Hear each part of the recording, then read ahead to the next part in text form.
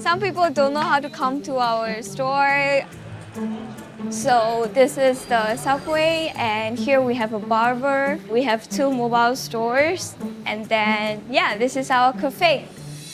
Such a rare Burmese cafe. People would not expect to find that sort of place hidden away inside a subway station. We're one of the few restaurants here in New York City that sells Burmese food. A lot of people don't know about Burmese food because our food is not that popular yet. But when they try it, they realized how much we can offer. It's the flavors, the freshness, the healthiness.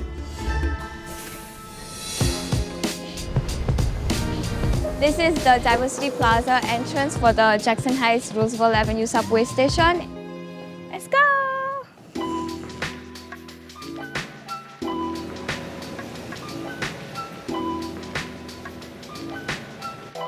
We're in Yoon Cafe and Asian Mart. This is our family's restaurant. My name is Yoon. This is my mother. This is my father. We are in Jackson Heights, Queens, New York City. It's a very busy train station. It's Burmese food, Burmese grocery we're making here. Everything is Burmese traditional food. Burmese food is very rich in flavors. First bite and the flavors just burst in your mouth. We have spicy, sour, and salty as well. It is a fusion of cultures from Thailand, India. The result of our food is very unique. It doesn't taste like any other country. Our kitchen is really small. As you can see, our space is very limited. But we have a lot of things in our menu. We have a little station for a little bit of cooking. We have a salad bar. We have a table to make the salads. And then we got some electric stove and a rice cooker, and that's pretty much it. Tea leaf salad, I have been making since I was young because I personally love it too. We just chop tomatoes and then cabbage, spice it up with our green chilies. We call these salads ching and zet. So chin means sour, ngan means a little salty, and zet means spicy. So most of our salads have these 3 flavors combined. So this is the best part, the tea leaves. We have to mix it with our hands to make sure everything blends together. If you mix it with something else, you are going to taste one thing by one thing. This is mixed nuts, and then we put that on top. To really make it authentic Burmese, what you're supposed to do is you're supposed to take a bite of a tea leaf salad, then take a bite of this garlic, and not kiss anyone after. I've known how to make this since I was young, but when we opened this store, my mom improved my recipe a little bit. I want to open Burmese grocery because in Singapore, a lot of grocery like this, a lot. Here, I don't see anything. We initially opened this place up for coffee, tea, and some pastries for those who are taking the train. Because of the pandemic, not a lot of people were taking the train, but those people who were not taking the train, they just came from all over just to find the Burmese food. And then that's when we realized we have a demand for our Burmese food way more than demand for our coffee. When we first started, there was this person who just loved tea leaf salad so much that every week one of his friends will come, another different friend will come, and then they had a WhatsApp group named Tea Leaf Salad Lovers.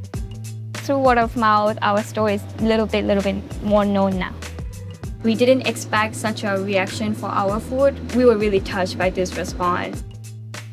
We don't change the taste that much, adjust it to American version. We just try to keep it the way we like it, the way we eat back home. People try and they come back again and they recommend to their friends. So we are proud of our food. Every Thursday in our cafe, we sell Burmese vegetables that we take from Florida. You cannot find that anywhere else in New York City, only here. Half pound is $5. Half pound. I need half pound. Yes. This is called Naing in Burmese, which directly translates to horseshoe leaf. It is called pennyworth in English. You can either make a salad or soup with it. This one is called in Burmese. This is very sour in itself. You have to flavor with fish paste or shrimp paste to balance out the sourness. Burmese people will die for these leaves. When they see this, they're like, oh my God, we haven't eaten these in ages. And they just get excited and they come. And when we advertise, they order from online. And it's more rare than gold here. I born in Yangon, Myanmar, and then I grew up in the Yangon. So I learned cooking from my mom, my sister, my mother-in-law. I grew up in Yangon. After we married, then I go to Singapore. I was engineer in Singapore for 11, 12 years. I was also born in Yangon, but I grew up in Singapore because I moved when I was 8, 9 years old. I studied there, finished high school, and then I came here for college. I studied marketing analytics. I do college, and then I do this at the same time. We moved to Singapore because of her education, and later I moved here. And after 5 years, they moved from Singapore. We didn't see each other 5 years. Yeah, for me it's quite difficult. For cooking, working also, so struggle every day. Not only cooking. Right? So mohinga is the most traditional soup of our country. This is banana tree trunk. It has this like a rough texture to it, and it adds on to the soup. Some people cannot eat mohinga without it, like they love it. I put onion. The lemongrass, it adds a fragrant smell. Mohinga is a fish noodle soup. Each family has their own recipes. All day, mostly Myanmar eating this thing. All day, you can find every street, every corner. We try to import ingredients from Myanmar. This Burmese chili salad coming product from the Myanmar. Everybody can make it home. These lemon strips are good for after a meal. Just take it a little bit. Like these are Burmese medicine. This is great for digestion. You cannot find this from any other country, only from Myanmar. So we have to import all these products. It's like the called chili powder. It's totally different from the other countries. You cannot find from anywhere. We get customers mostly through word of mouth. They tell their friends, they write it on Instagram, and people come from all over the city. There are about a couple thousands of Burmese people in New York City. We become like a hub for Burmese people. A lot of Burmese people come here to meet their friends. Ai, mày con à? Dạ là.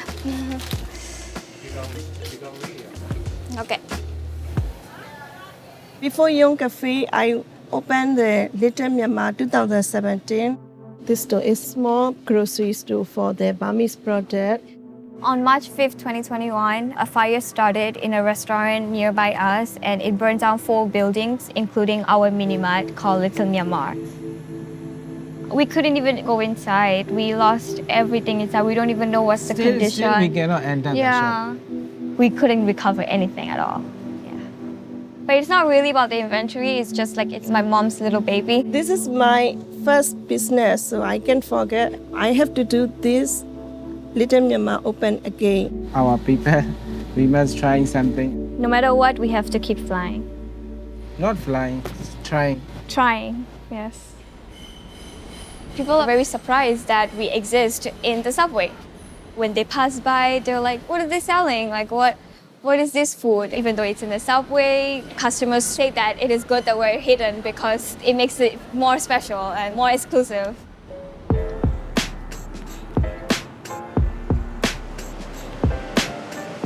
Jackson Heights is a very culturally rich area of Queens because there are just a lot of nationalities here. We shop in the Daisy supermarkets around here. You can find a lot of different foods here.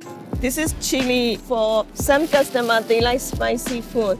This is the green tomato for chili salad. Do you have restaurants?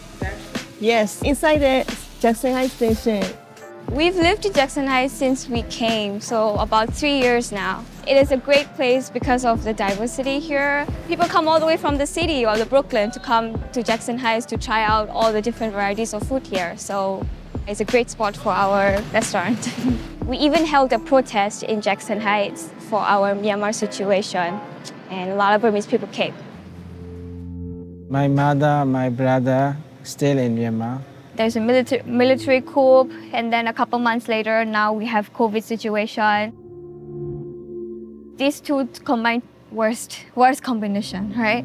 I mean, people lose homes, jobs, education. They arrest doctors. You are not close with them, you cannot go to hospital. Well, now thousands of people are dying one day. Because we're all the way here, there's nothing we can really do. But we take some profits from the Yun Cafe to send it back home. Not much, but how much we can, just small amount. We can do whatever we can. We are Muslims, so we believe in our God. Sometimes things go very bad, like fire burn down. Whatever he does is for good in the end, so we have to console ourselves with that. Whatever God gives, we have to accept. Whatever our life going on, we should be happy. She prays a lot, so yeah. When you miss home, there is so much you can do. I mean, you can call, you can look at pictures, but if you taste the food, it brings you memories of when you tasted the food back in your country. Like, oh, this tastes like my mom's mohinga. So food is really important to connect you back to your memories from home. I love Burmese food. I always tell my Burmese people when I advertise, I say, if you miss home, just come to Yun Cafe.